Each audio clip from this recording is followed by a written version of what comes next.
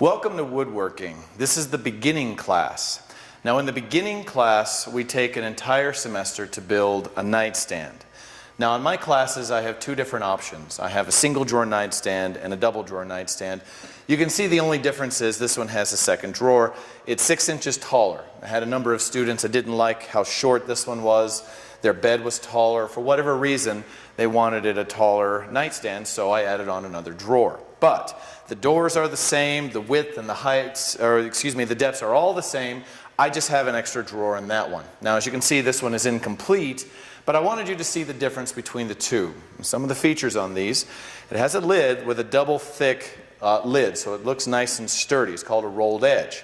It has drawers that come out on mechanical glides, you can see right here, so they go in and out very, very easily. It's not wood on wood. It has a raised panel door with a cathedral style cut in the top, so it looks very nice. I wanted you to learn how to make an arched door. It also has European style hinges, self-closing, so they're hidden inside. So if you ever want to put a lock on the door, it's ideal for that, so that people can't unscrew the hinge and pull the door off anyway. So like I say, it's self-closing. It gets to this point, you let go and it shuts itself. Has base trim that's decorative, that you can choose which design you want on the bottom, and then we cover it with lacquer, or you can stain it and glaze it and so forth and make it look like you want if you're matching something at home or have a style of your own. So to get this thing going, and it will take all semester long, we need to start with the bare bones, what we call the carcass of the nightstand. So if I move this out of the way, let's put that back. This is the very beginning of the nightstand. This is called the carcass. The carcass of any project is just the sides and the frames or shelves that hold it together. So if I tip this down, you can see the frames are hollow inside, simply because I don't want to pay for extra wood. If I can get away with not using an entire shelf like the bottom, you might as well. So all of these pieces we're going to cut on different machines. For a single nightstand, I need 2 frames. For a double drawer nightstand, I'm going to need 3. There's one here, one in the middle, and one at the top. So throughout all the demonstrations, I will be making a single drawer nightstand, but I'll mention, oh, if you're doing a double, do this, or do this again, or make another, or whatever. We're then going to make the sides, and we'll do the bottom, and then attach everything, and this will be your carcass. So let's move on to our first demonstration, our first machine, to cut the pieces for these frames. For the web frames that we're going to make, it's going to look like this. Now, this frame, when you're done, is going to be 15 by 15. Now, for something like this, I always try to make them just a little bit oversized so that we can make them exactly square. If it's a parallelogram or isn't perfectly square for any reason, it doesn't fit the carcass right. Then your carcass is skewed. It's not straight. So what we're going to do is cut pieces a little bit oversized. So these pieces, when they're done, are going to be 3.5. So if the whole thing is 15, I have 3.5 here and 3.5 here. The center piece here in the middle is going to be 8 right there. But instead, I want it to be a 1/4 inch bigger, so I'm going to tack on 1/8 of an inch on both ends and make it 3 5/8. So we're going to cut a long strip of wood, 3 5/8, and then I'll just cut them to length, 1, 2, 3, and 4. And then I'll show you how to put them together with dowels. So we do that on the panel saw. So this is a piece of particle board that I had sitting in the back. Normally they are 4 feet wide and 8 feet long. This one's a bit shorter because we've cut some off. But it works just the same. It's the 4 feet that I need. One strip of 48-inch 3 5/8 piece will give you 1 frame. So for a single nightstand, you're going to cut 2. For a double nightstand, a double drawer, you're going to cut 3. Okay? So we push it back out of the way. And here's your stop. Now, I showed you this on the demonstration. The safety, you want the one on the right. Set it to 3 5/8. If you don't know where that is, please ask me. I will make sure it's in the right place. Because if you get the first cut wrong, nothing else works. So I'll set it to 3 5/8, which is right there, and lower down the stop. Now it's locked in. Now remember, this sheet of wood is very heavy. If you pull it too hard and hit the stop, all of that weight is going to move the stop down a little each time. So be very, very careful not to hit it. If you do accidentally hit it, it doesn't break anything, though it has moved. All you got to do is push it back, reset this, and then continue on. But please know that if that thing keeps moving, it again will throw off all your measurements. So now just grab the board, pull it down, Nice and light. There we go. Now we're ready for our cut. Turn on the machine. You're going to cut all the way to the bottom. Take the machine and bring it so that the cover is just a little bit over top of your board, and then you'll plunge it in. You don't want to start all the way up here. It hits the ledge here and it's hard to pull over. So bring it right there, turn it on, and make 2 cuts. So you're going to go in, down, out, and then back up again. Pull this out, and I want 2 of them, so I'll do it again. Bring it down right there, in, down,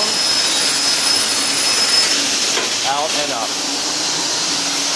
Then turn it off, and I've got my 2 pieces of wood. If you're doing a double nightstand, of course, make a 3rd piece. My biggest issue with this is when you lift it back up, make sure it doesn't slam into the top. Sometimes it'll unhook from the pins that it's supposed to be in. Then it will not turn back on, and a lot of people get frustrated with that. So don't take it all the way up, just enough to clear the board.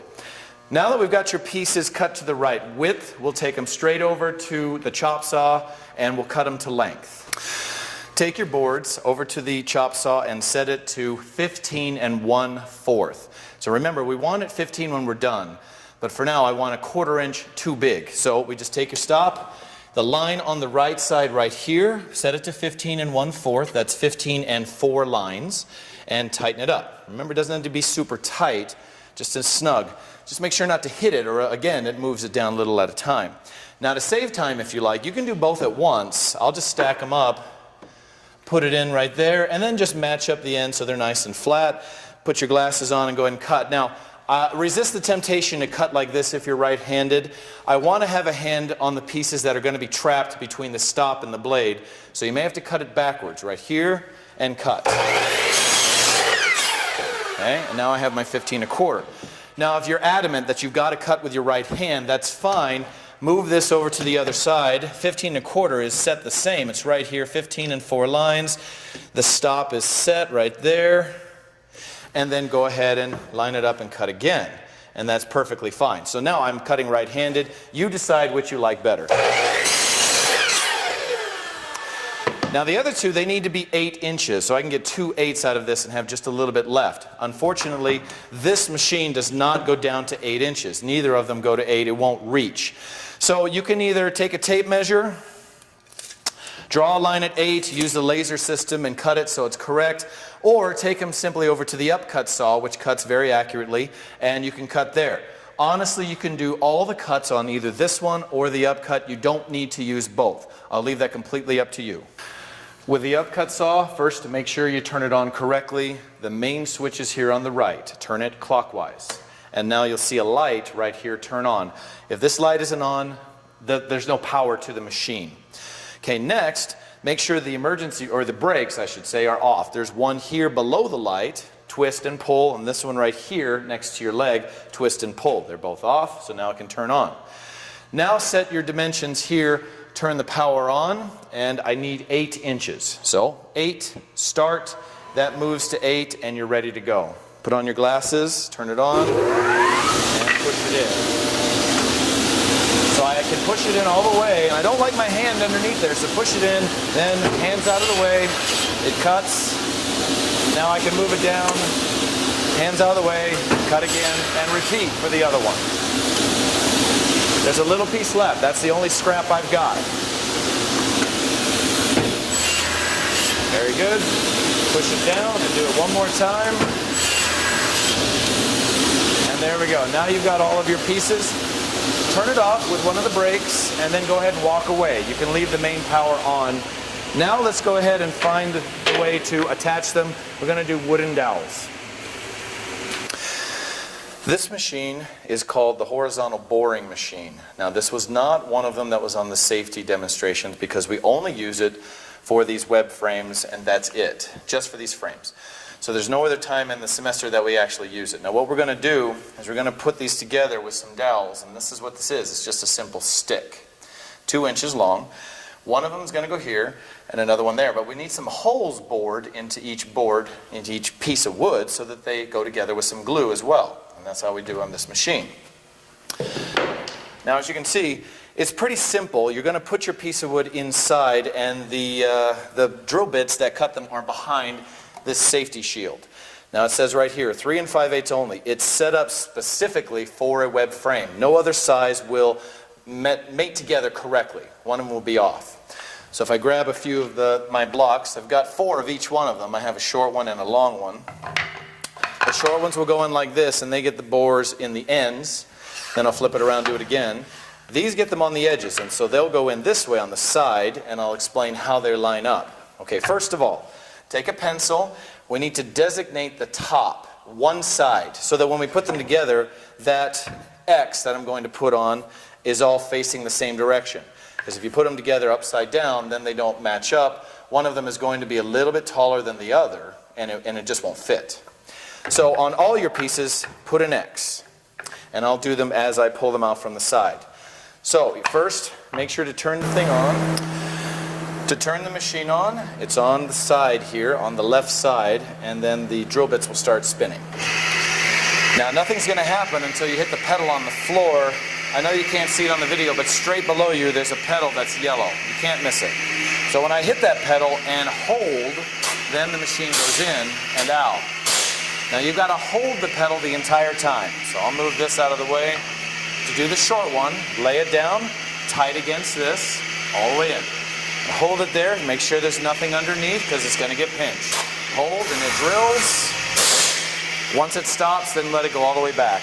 Flip it around, do it again. Be very careful not to flip it over. In this case, the X is always up.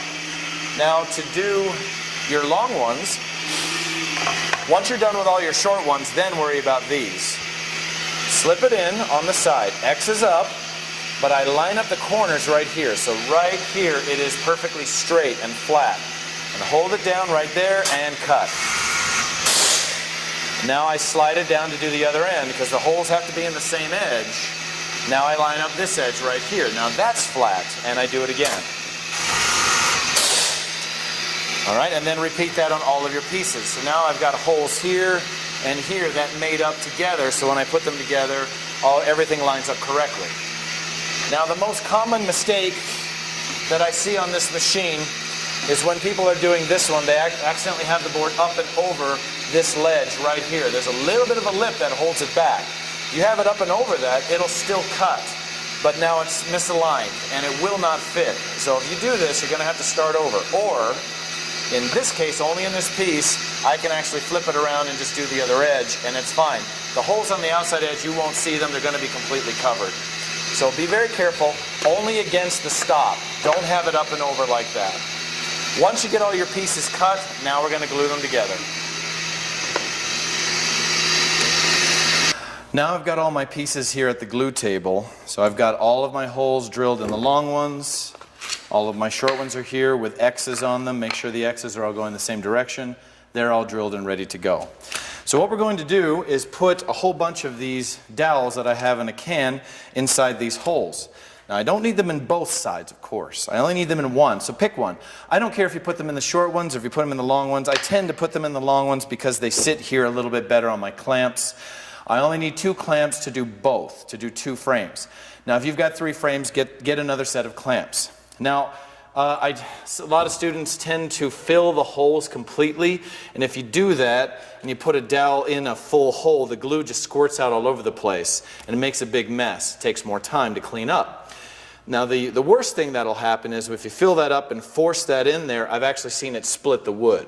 So be careful not to put so much that it squirts out. It's hard to see on the camera, but all of these are fluted. There are lines in them, so glue can squeeze up. So you don't need very much. So I'll try to show you that much. And I'm going pretty quick. There and there and there. So not very much at all. Then I'll do the other side as well. Normally I have it down low like this. There we go. A little bit of glue in every single one, and then just fit them in. Now the other thing that students have a tendency to do is if the dowel doesn't go in all the way, they kind of freak out. They get nervous. For example, this one right here and this one are sticking up higher than the rest. And a student will look at that and they'll probably take a board and start whacking it down, and it scares them for some reason that it's not all the way down. You really don't have to worry about it being all the way down in the hole, simply because I'm going to put it in clamps. When the clamps are tight, those will sink in completely. So you don't need to push them down. Do not take your other board and start whacking it. You might break your board. It's only particle board. So be careful. This is good enough. Just stick them in by hand. Done. Now it's time to put them together. So we take one. There's my X. And do the same thing. There's a little glue there. And I also glue the edge. Okay, there's my glue. The X on this one is facing that way. Here's my X, so I put it down. My X's are on the same side. Repeat on the next one. Right there, and some on the end. And stick it right in there. I'm not worried about that gap. Doesn't make a bit of difference. And some on the top, some here and across. And same here, across, some in each hole. And then we just take one of these boards, flip it around. And sometimes the holes don't line up exactly, just force it in. They'll move a little bit. Again, I've had a lot of students, they'll take this and start whacking it with a hammer because those gaps, again, scare them. Don't worry about it. Go ahead and put it down here, right there. And then repeat on the next one. So I don't have a hammer. You shouldn't have a hammer or mallet or anything like that. It's not necessary at all. There's my X. Glue the ends a little, glue them all there. So it's nice and straight on there, and then repeat on the top here. There and across. There we go. Doesn't have to be very pretty because the glue just squeezes everywhere. Okay, and line that up, force it in. Okay, so now I stick them in the clamps. Now these clamps are meant to fit both. So you got to open that up all the way. And I'll open this one up, and now they fit in. And then you close them, tighten them up so all these gaps are gone. I have seen many times students put them in like this. Now I'm clamping along the board. I'm not even clamping along my gap there that needs to be closed. It's a little bit funny, but you won't get any pressure at all. So please make sure they're going the right direction. So now I've got enough threads. Now I just start closing them up. And I'm going to do a little on each side. Close that in so I don't put a lot of pressure on one side and not the other. Close them up a little bit more. Once you see these gaps close completely, okay, that one's done. Now that one is left. Close it up. I want to see a little glue squeeze out, maybe not a ton, but a little bit. There. I don't want to over tighten and crank on it really hard. I have seen these split. The other thing I have also seen are students put one of these in one clamp and they put the clamp here in the center. This is a very, very weak spot right here in the center. If you clamp it here, it'll crack right down the middle. Again, this is particle board. It is not a hardwood. So don't put a clamp in the middle. You've got to have them along the long edges here, along your joints. Then take a marker and put your name on it. Mr. E, Mr. E, and then a period, B1, A4, whatever period you're in. Make sure your name is on it because they will all look the same. If your name's not on it and somebody takes it or you lose it, I have no idea where to start looking. Generally, I keep all these right next to the glue table right here on the floor as I take them out of clamps. So the next step is let this dry and then we're going to square them up.